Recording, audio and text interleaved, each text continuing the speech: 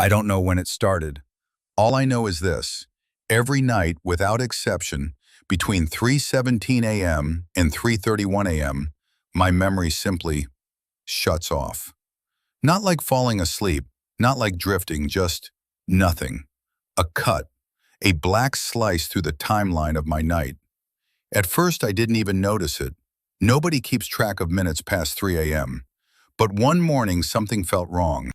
I woke up with dirt under my fingernails. Not normal house dirt, not dust. Cold, wet soil. Fresh.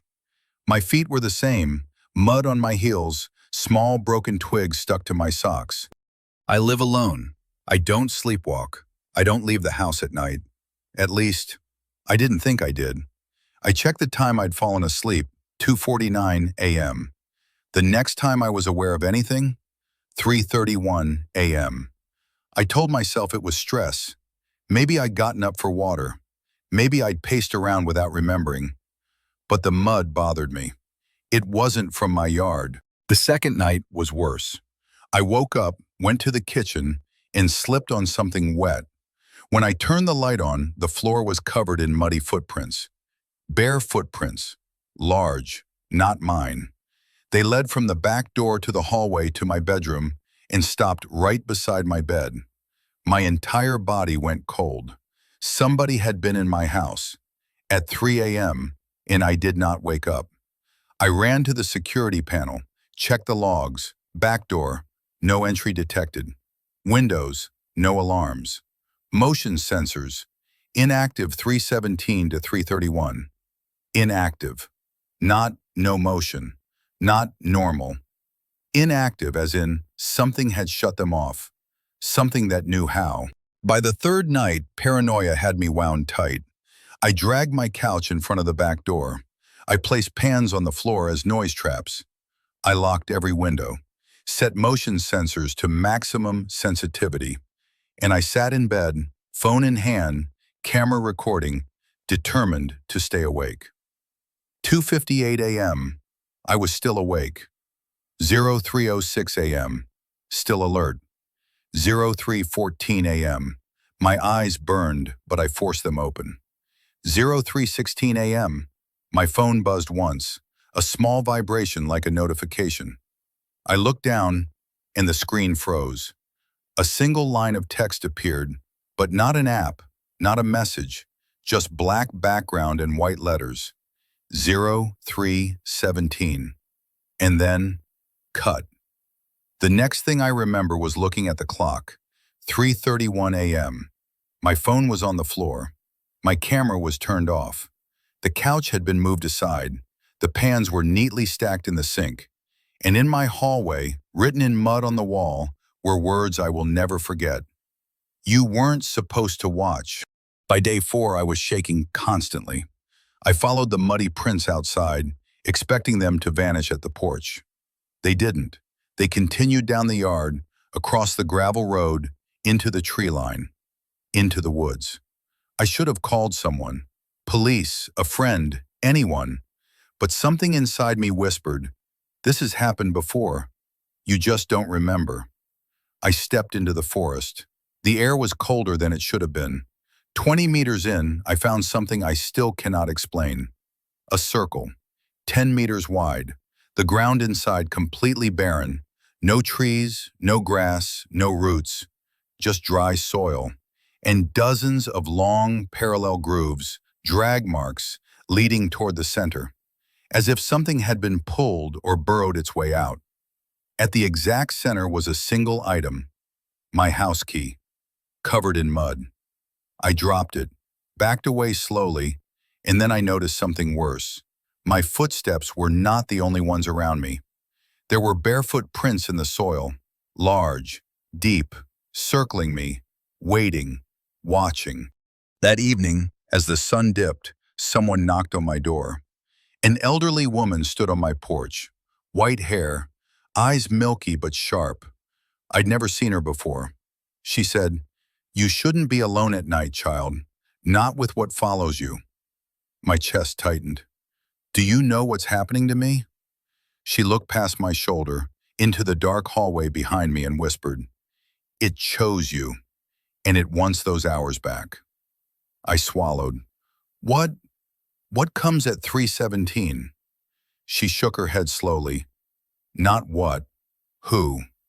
The one you used to be. She lifted her hand toward my face, cold, trembling fingers brushing my cheek. You are the version that ran away, she said. But he, the one you were, he stayed behind in the woods. My blood froze solid. She whispered, he found you again. Then she turned and left, walking into the night without another word. Last night was the worst. I fell asleep on the couch trying not to. When I opened my eyes, my bedroom door was open. My bedroom light was on, and someone was sitting on the edge of my bed. Not a stranger, me. His back facing me, same hair, same shoulders, same posture, but darker, like he was carved from something harder than flesh. I whispered, who are you? He didn't move, didn't breathe. Then in my voice, but colder, he said, 0317 is mine. I couldn't breathe. He stood up slowly, turned to face me. His eyes were black, not darkness, depth, like looking down a well, and he smiled with my teeth. You took my life, he said. Now I take yours. He stepped toward me. Everything went black. I woke up this morning in bed, 3:31 a.m., normal. Too normal. No mud, no prints, no messages, no movement. Everything was clean, everything was still, except for one thing. On my nightstand sat a wet set of footprints leading to the bed, and a handwritten note. Tonight you stay in the woods. Tonight I come home. It was signed with my name, not my handwriting, mine, his. If you're hearing this, I need you to understand something. If I go missing, if you see me anywhere, if you hear my voice at 3:17 a.m., it's not me. It's the version of me I left behind, and he wants his life back.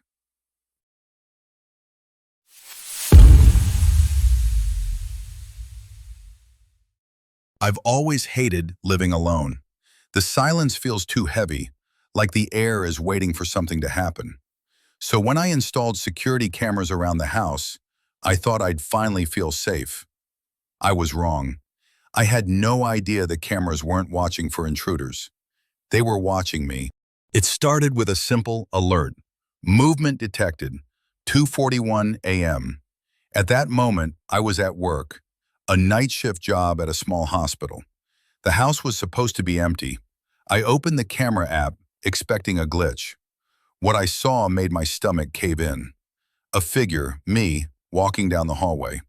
Same pajamas, same posture, same way I drag my hand along the wall when I'm tired. But I was at work. I replayed it 5 times. Each time the dread grew darker.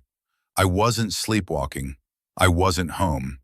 And yet, I was on that camera. I downloaded the footage and paused it at the clearest frame. The figure, my figure, stopped suddenly. It lifted its head and stared directly at the camera, not looking near the camera, not glancing toward the device, staring straight into the lens, straight at me. And its face was too still, too smooth. There were no micro expressions, no blinking, no breathing movement in the shoulders, just a blank, perfect copy with a hollow stare. On the audio track, there was a faint whisper, not loud enough to distinguish, not soft enough to dismiss. A shape of a word, like a breath trying to form syllables. Something like, waiting. I kept the lights on that night, didn't sleep, didn't blink, didn't breathe normally.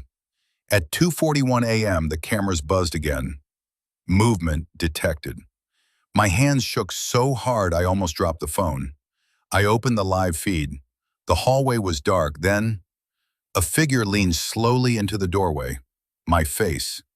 This time it was smiling. A slow, unnatural stretch, like someone learning how to mimic a human expression. I whispered, no, no, no, no. The figure held up a finger to its lips. Shh. Then it tilted its head and whispered something I heard clearly this time. 1 hour left. The screen went white. Then the app crashed. When I woke up, I was in my bed, but I didn't remember going to sleep. Didn't remember turning off the lights. Didn't remember lying down. My phone was on the floor. My TV was unplugged. My keys were in the bathroom sink. And the house had been rearranged. Chairs moved. Cabinets open. Salt poured in a circle around my bed. But the worst part? The camera logs from 2:41 to 3:41 a.m. were gone. Not deleted, not corrupted, completely overwritten, as if those 60 minutes had never existed. I called the camera company, tried to play dumb. "Maybe my cameras are glitching," I said. They sent a technician. He looked through the logs. His expression changed gradually, from confusion to unease to outright fear. Finally, he asked, "Are you sure you live alone?" "Yes." He pointed at the screen. "These logs show someone accessing your system manually at 2:41, disabling motion recording, then re-enabling it at exactly 3:41. I swallowed hard. "Someone hacked it?" He shook his head. "No, this isn't an outside hack. It was done from inside your network." "Meaning?" He hesitated. "Meaning someone inside your house did it." He left without charging me. That night, I barricaded my bedroom door, pushed the dresser in front of it, kept a hammer under my pillow. At 2:12 a.m., I heard something, a soft tap, then another, coming from my closet. My whole body tensed. The tapping grew faster, like fingernails lightly drumming on wood. Then a voice whispered from behind the door, 30 minutes. I froze. Another whisper, "I'll be ready." I didn't move until sunrise. When I finally opened the closet, dust fell out. Clothes sat untouched, nothing disturbed. But on the inside of the closet door, written with something brown and sticky was, "Watch yourself." I finally forced myself to watch the full footage from the first night, frame by frame. At timestamp 2:43:19, the duplicate of me disappeared into the living room. Then nothing for several minutes. Then, the camera caught it entering my bedroom. It approached the bed, bent over the pillows, and whispered, "Almost time." Then it moved to the closet, opened it, stepped inside, and closed the door. But the part that made every hair on my body rise, when it looked back at the camera, its face glitched. Just for a split second, like its skin didn't fit right, like it was wearing my identity like a costume. And underneath, something else moved. Last night, the knocking came again. Not on the door, not on the walls, under my bed. A slow, rhythmic tapping. I backed away, heart pounding so hard I thought it would burst. Then the tapping stopped, and his voice, my voice, drifted up from the darkness. "It's time." The lights flickered. My cameras rebooted. And in the reflection of my TV screen, I saw something crawl out from under the bed. Not standing, not walking. Crawling on elbows and knees, head tilted unnaturally, face stretched into a grin that wasn't mine. It whispered, "You've had your hour." Then everything went black. I'm recording this from a motel 2 towns over. I haven't slept. I haven't gone home. But 1 hour ago, my phone buzzed with a notification. Movement detected, 2:41 a.m. I opened the feed. The figure was standing in my empty hallway again. Only this time it wasn't looking at the camera. It was standing at the front door, holding my house keys, waiting. The audio captured one sentence, spoken in my exact voice. "You left, so I'll come find you." The video ended. The next thing I heard was the sound of knuckles tapping on my motel door. Tap, tap, tap, and a whisper. "It's 2:41. Let me in."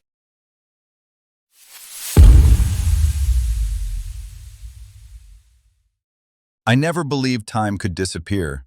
Not in the real world, not outside dreams. But what happened on my morning drive last month still plays on a loop in my head. Every second except the 19 minutes I will never get back. And deep down, I think something happened in those minutes. Something I wasn't meant to remember. Something that followed me home. I never believed time could disappear. Not in the real world, not outside dreams. But what happened on my morning drive last month still plays on a loop in my head. Every second except the 19 minutes I will never get back. And deep down, I think something happened in those minutes. Something I wasn't meant to remember. Something that followed me home. My routine is simple. Wake up at 7:45, leave the house by 8:14, arrive at work at 8:27. Same road, same turns, same 3 red lights. I could drive it with my eyes closed. But that morning I got in the car, checked the dashboard clock, 8:14 on the dot, and pulled out of the driveway. I remember the first turn onto Willow Road. I remember adjusting the radio. I remember the fog sitting low over the fields. Then, nothing. The next thing I knew, the car was stopped, engine idling, dashboard clock glowing, 8:33. 19 minutes, gone, completely wiped. I was on a completely different part of the highway, a narrow strip near the old cemetery. I don't drive that way. I never have. My seatbelt was unbuckled. My shoes were muddy. My hands were shaking. The passenger door was open. I don't remember opening it. I don't remember stopping. And on the hood, dragging from the windshield to the front grille, were 5 long streaks in the dust, like someone with long fingers had pulled themselves up the car, or had been dragged off it. I stepped out on trembling legs. The fog was thick, silent. Then I noticed something horrifying. My footprints in the mud didn't go toward the car. They came from the woods. Deep, uneven, panicked steps. And beside them, another set. Bare footprints, much larger, much heavier, walking right beside mine. I told myself I was exhausted, that maybe I'd zoned out, that micro-sleeps happen. But you don't micro-nap for 19 minutes. You don't walk into the woods. You don't leave your passenger door open. You don't come back with mud up to your knees. When I got to work, I checked my phone. My GPS showed something impossible. At 8:21, I had turned off the main road toward the old cemetery. Then the signal disappeared for 18 minutes. When it restarted, I was back on the highway, exactly where I'd awakened. There was no route, no detour, just a straight line missing from the map, like the world refused to record where I'd gone. I don't normally review my dash cam. It's mostly road noise and boring mornings. But that day, I had to know. The footage started fine. Trees, fog, radio static. Then at 8:20:39, the camera froze.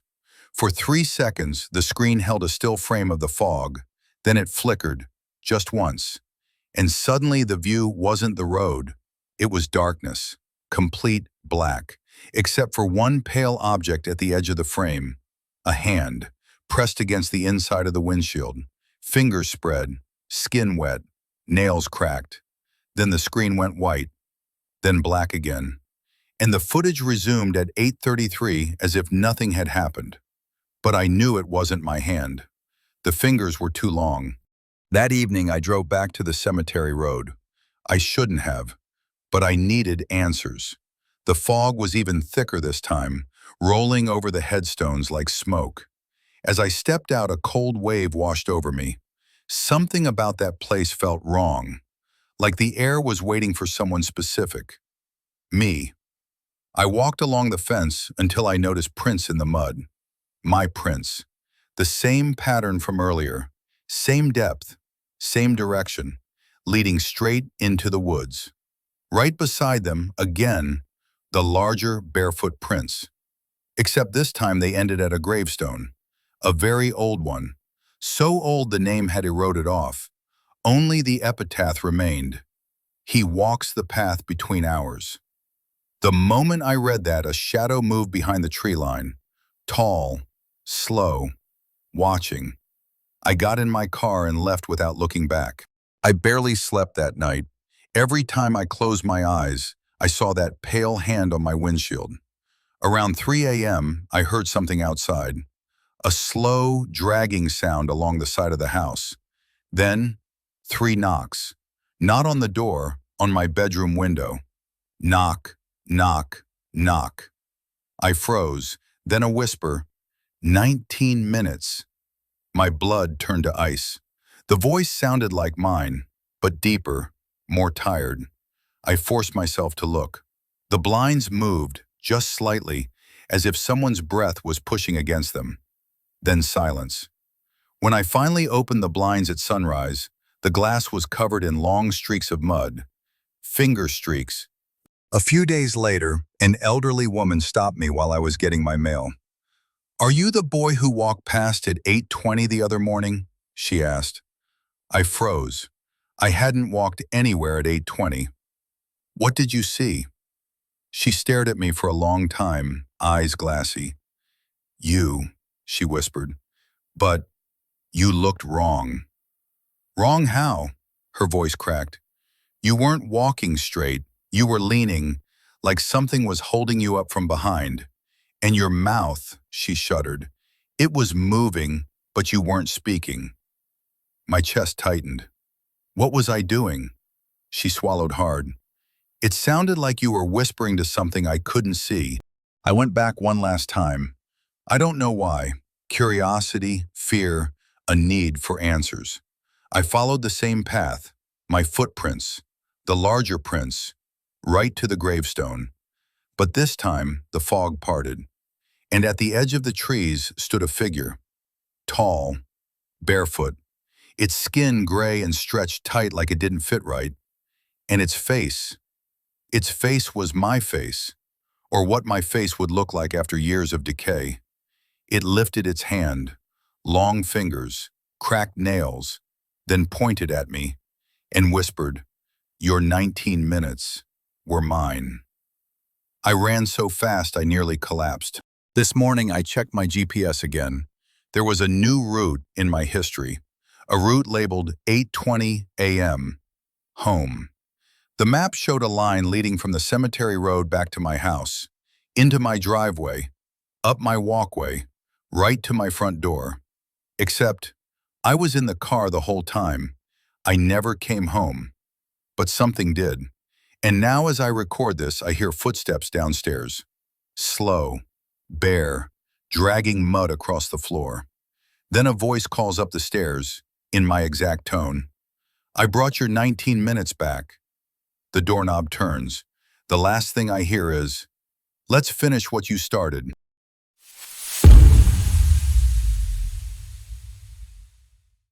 I run a small YouTube exploration channel with 2 friends, Mark and Jonah. We're not famous or anything, just 3 guys exploring abandoned places with cheap cameras and too much confidence. But the night we filmed the old factory, something happened that none of us can explain. Something happened in the 48 minutes the camera refused to record. And whatever happened in those missing minutes, it didn't stay in the factory. It followed us home. The place was huge, 4 floors, broken windows, rust everywhere, and a cold draft that never stopped. Locals said the factory closed after a fire in 1988. No official story ever explained what caused the fire. No one survived. Perfect horror content, right? We got there around midnight, fog rolling low across the field, wind knocking loose metal around the yard. Jonah joked, "If we die here, at least we'll trend." He wouldn't joke for long. We set up our 3 cameras, one mounted on my chest, one on Jonah's shoulder, one stationary on a tripod aimed at the main hall. Everything was normal at first. Creaking floors, dripping pipes, occasional bat flying past the light. Then Jonah asked, "Did anyone hear that?" We all stopped. From the far end of the hall, something small padded across the floor. Not footsteps, not animal sounds, more like tiny hands slapping concrete. We froze. The sound scurried behind a column, and something whispered, too soft to understand. We backed away slowly. Jonah muttered, "Please tell me that wasn't a child." But then the sound stopped. For a moment, you could hear all of us breathing. Then Mark said, "We should check the cameras." He wished he hadn't. My chest camera froze at 1:52 a.m. Just stopped. Jonah's had the same freeze at the exact same second. The tripod camera? It didn't freeze. It just restarted.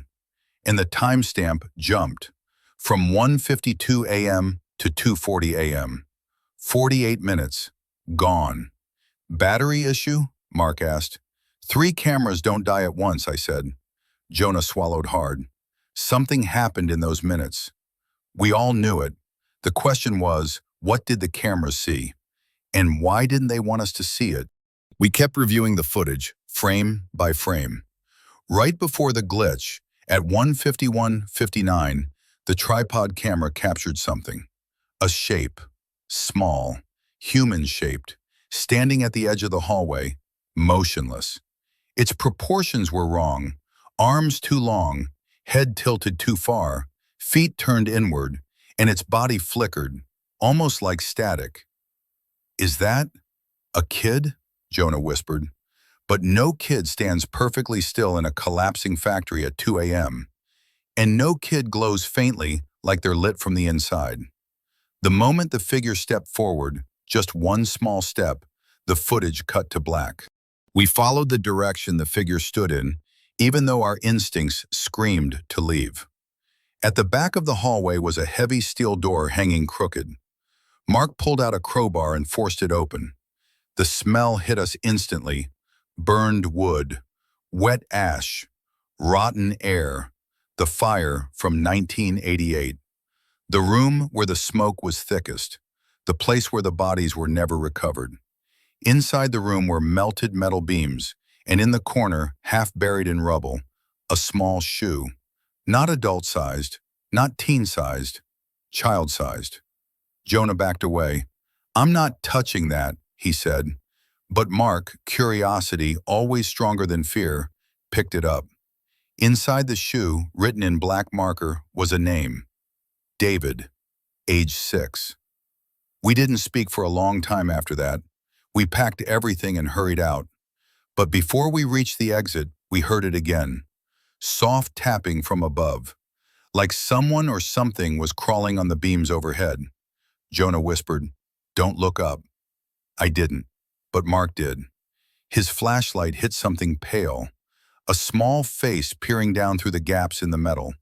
A child's face, but stretched, elongated, empty-eyed. The moment the light hit it, it scurried away with that same awful hand-slapping sound. We ran. We didn't stop until we reached the car. And the whole ride home, none of us spoke.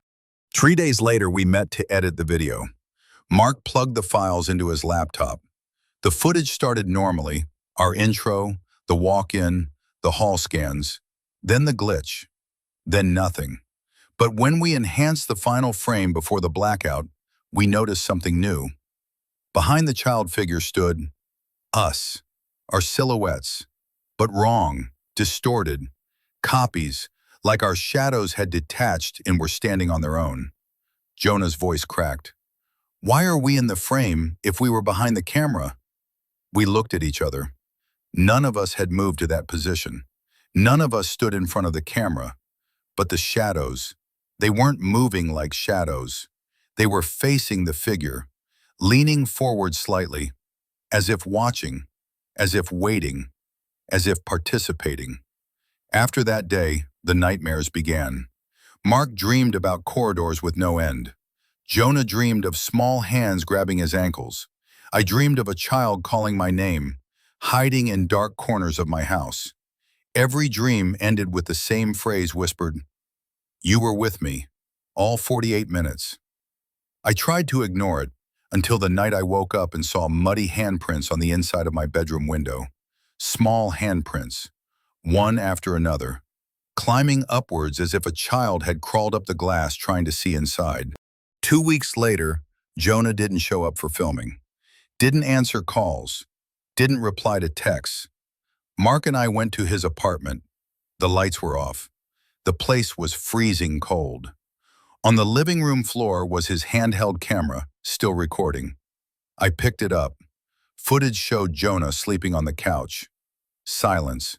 Then, at 2:40 a.m., the camera shook. Something climbed onto the couch behind him. You couldn't see it, but you could hear the tapping of tiny hands. Then the camera pointed upward, as if Jonah had been lifted. A child's whisper came through the speaker. "He stayed with me. You're next." The footage ended. The police found no sign of Jonah, no break-in, no struggle, just his shoes sitting neatly by the door, one pair missing a single shoe. The child's shoe we found in the factory. Last night I received an auto-upload alert from our cloud storage. A new video file. Timestamp, 2:40 a.m. I opened it. The video showed my hallway, my living room, my bedroom door, and standing in the doorway was Jonah. But not Jonah, a version of him. Pale, mud on his clothes, eyes hollow. Behind him stood a small figure, shadow-thin, holding his hand. It lifted its face, half-burned, skin melted on one side, eye missing. The child from the factory. It whispered, "We want our minutes back." Then the camera cut off. As I record this, someone is knocking on my door. Tap, tap, tap. Soft, rhythmic, childlike. I know better than to open it, but the doorknob is turning anyway. I can hear small breaths on the other side. Then a whisper, a child's voice mixed with Jonah's and Mark's. 48 minutes, and then you're ours. The door creaks open, and the recording ends.